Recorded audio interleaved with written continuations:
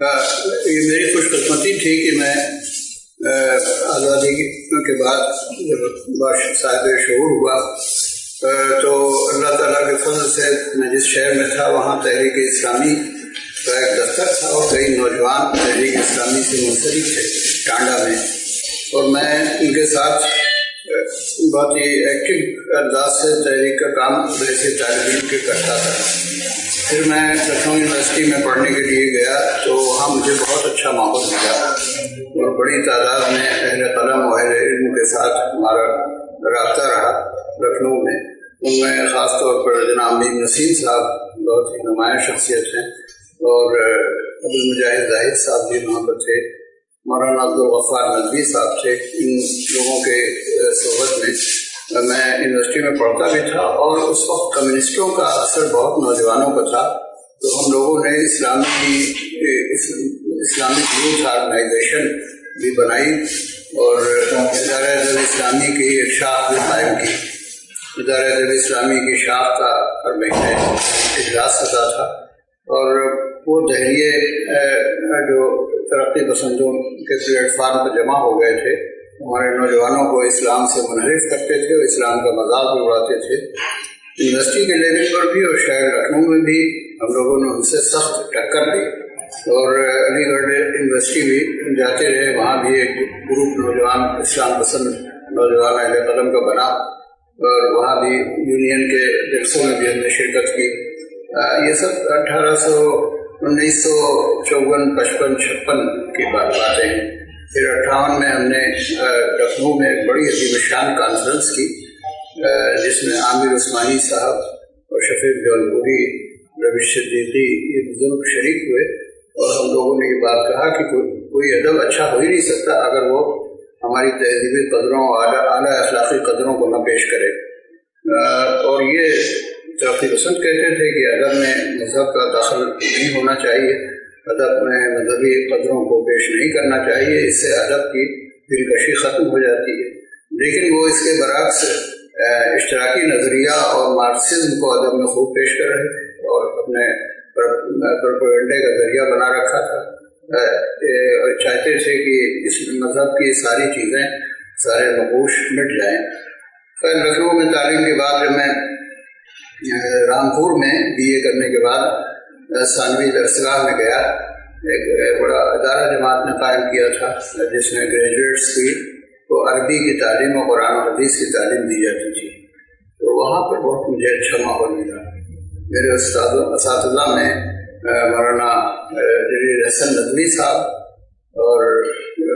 عروج قادری صاحب جیسی شخصیتیں تھیں، مولانا حامد علی صاحب موجود تھے، خود مولانا ابواللیث اصلاحی صاحب کی تربیت کا ہمیں کے زیر سایہ رہنے کا موقع ملا، اور وہ بھی کبھی کبھی کچھ کلاسز لیتے تھے ثانوی درسگاہ میں، اور 3 سال ہم نے وہاں بڑی محنت سے علم دین حاصل کیا اور تحریک اسلامی کے بنیادی مقاصد کو سمجھنے کی کوشش کی۔ اور ہم کو وہاں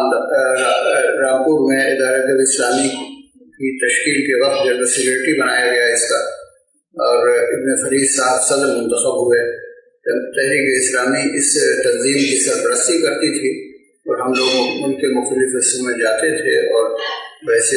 اسٹوڈنٹ کے ہم وہاں مختلف نوجوانوں کو اس طرح متوجہ کرتے تھے کہ ادب کو بھی صالح قدروں اور اعلیٰ بلند اخلاقی اقدار اور اسلامی نظریہ حیات کا ترجمان ہونا چاہیے، جیسے کہ اخبار شبلی حالی اور دوسرے لوگ یہ انداز اختیار کر کے اپنے ادب کو پاکیزہ بنا کر انہوں نے پیش کیا۔ خیر لکھنؤ میں رسالہ بھی ایک ہم لوگوں نے شائع کیا، وہ دانش نام کا رسالہ تھا جو بہت دھوم دھام سے نکلا، اور نئی نسلیں نسیم صاحب نکالتے تھے، وہ بھی بہت مقبول ہوا، اور معیار میرٹھ سے ہمارے جو میٹھی اور نجم الاسلام صاحب نکالتے تھے، وہ بھی ماشاءاللہ مقبول ہوا، اور کئی کتابیں شائع ہوئیں، اور اس وقت 67-65 تک اسلامی ادب پورے ہندوستان میں معروف ہو چکا تھا، اور اس کے ہمارے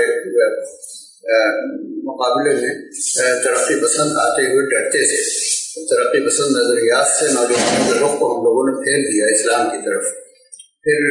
میں یونیورسٹی میں تعلیم کے لیے مزید گیا گورکھپور یونیورسٹی میں اور انگلش میں ایم اے کرنے لگا۔ اس وقت بھی ہم نے کئی کانفرنسیں اٹینڈ کی اسلامی ادب کے سلسلے میں، اور جماعت اسلامی کی جو بڑی بڑی کانفرنسیں ہوتی تھی اس میں بھی ہم جاتے تھے اور وہاں بزرگوں سے فیض حاصل کرتے تھے۔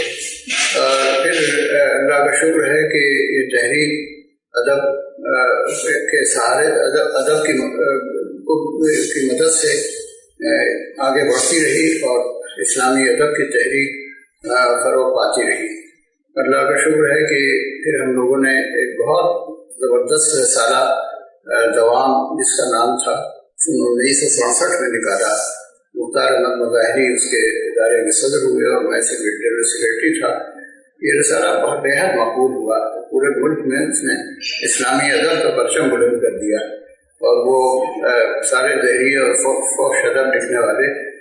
پشیمان ہو گئے اور پٹ گئے اور ادب کے منظرنامے سے غائب ہو گئے، وہ کہنا چاہیے۔ پھر وہ رسالہ 4 سال بڑی شان شوکت سے نکلا۔ پھر اس کے بعد کچھ مصروفیات کے سبب میں اور دوسری جگہوں پہ چلا گیا اور ملازمت مجھے ملی، ایک کالج میں لیکچرر ہو گیا۔ تو ٹانڈے سے وہ جو رسالہ نکلتا تھا پھر 62 میں بند ہو گیا، 72 میں بند ہو گیا۔ پھر میں برابر دلچسپی لیتا رہا، اس وقت جماعت کی نمائندگان کا بھی ممبر ہو گیا تھا اور مختلف ایکٹیویٹیز میں شامل رہتا تھا، لیکن کچھ تھوڑے سے اختلافات سیاست میں حصہ لینے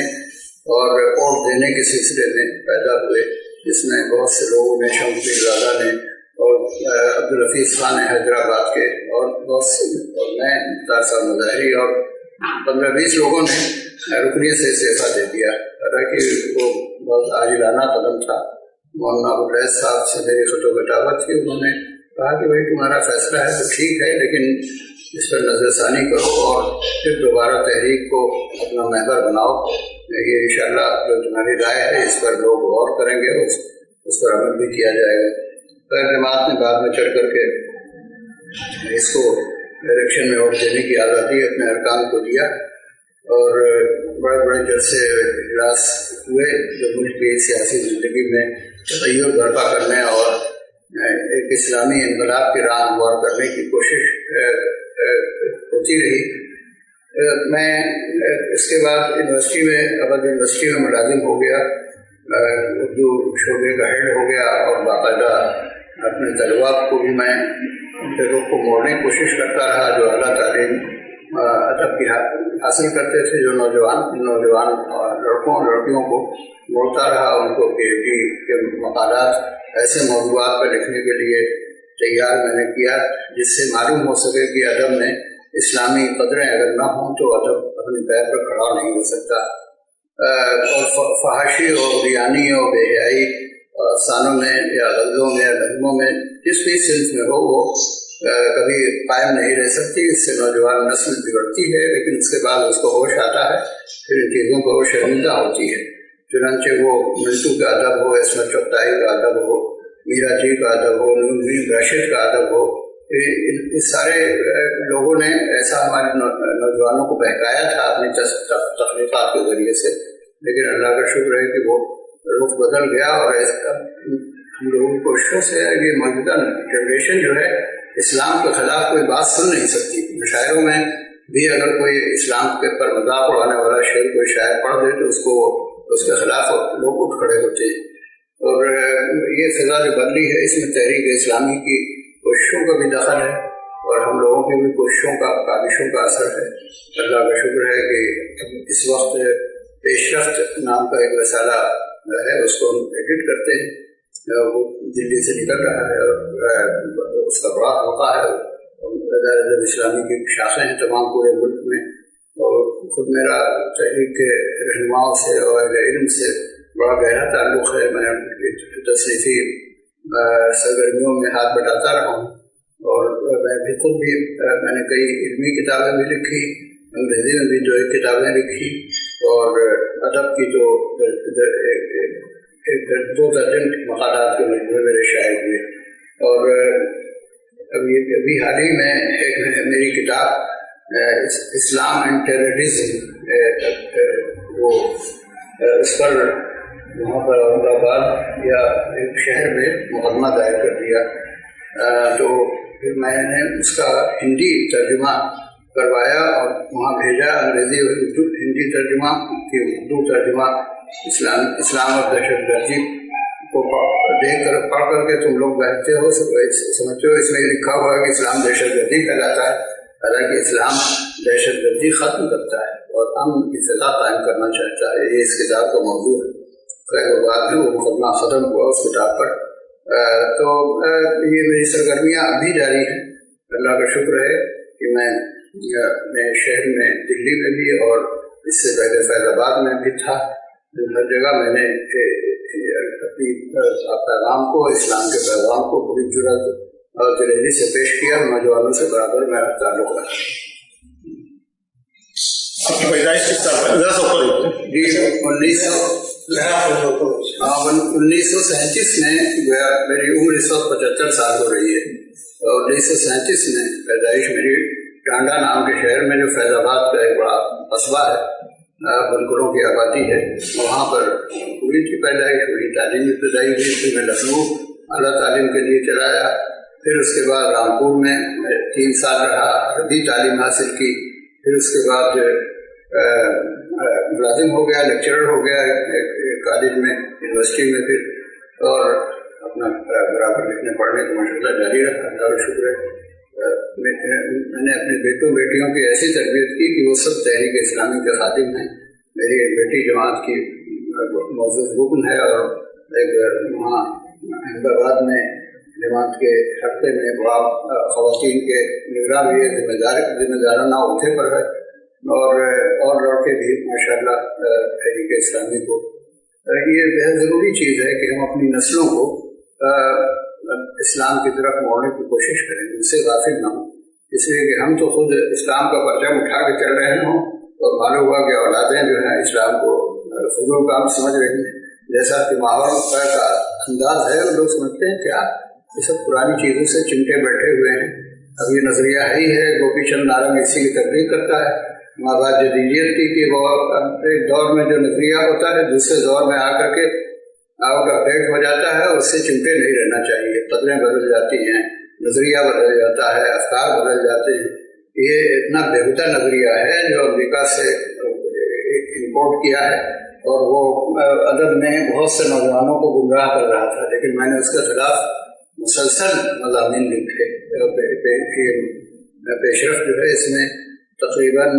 17 سال کے اداریے ہمارے چھپے ہیں، موٹی ضخیم کتاب ہے، اس میں ان سارے لوگوں کو نظریاتی طور پر جو اسلام کا مذاق ادب میں اڑاتے ہیں ان کو میں نے جواب دیا ہے بہت، اور یونیورسٹیوں میں بھی ہمارے حلقے قائم ہیں۔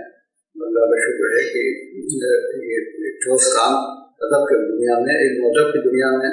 ہم کر رہے ہیں، جو کچھ ہم سے ہو سکتا ہے، اور تعاون بھی کر رہے ہیں لوگوں سے، اور ادارے کے صدر کی حیثیت سے بھی ہم مختلف جگہوں پر جو ہماری شاخیں ہیں ان کو، نوجوانوں کو ہم تیار کرتے ہیں کہ تم لکھو اور ڈٹ کر لکھو اور اچھا ادب پیش کرو۔ ادب ذہنوں میں انقلاب لا سکتا ہے اور انسان کی زندگی میں تغیر پیدا کر سکتا ہے۔ ادب جو ہے وہ بہت زبردست طاقت ہے، اس طاقت کے ذریعے سے کمیونسٹوں نے بڑا کام کیا اور وہ پوری دنیا کو ملحد بنانے کی کوشش کی، اور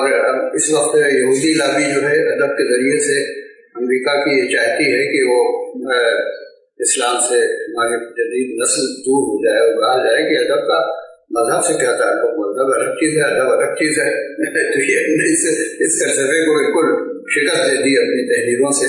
اور اپنی کوششوں سے ہم لوگوں نے، اور اب تو اللہ کا شکر ہے کہ اس وقت پورے ایشیا میں اسلامی تحریکیں سربلند ہو رہی ہیں، ٹرکی میں اور مصر میں اور مختلف اور شہروں میں، ملکوں میں ہمارا کام آسان ہوتا جا رہا ہے کہ وہ زندگی اقدار کے بغیر اور ادب مذہب کے بغیر آگے چل ہی نہیں سکتا، باعزت مقام حاصل ہی نہیں کر سکتا۔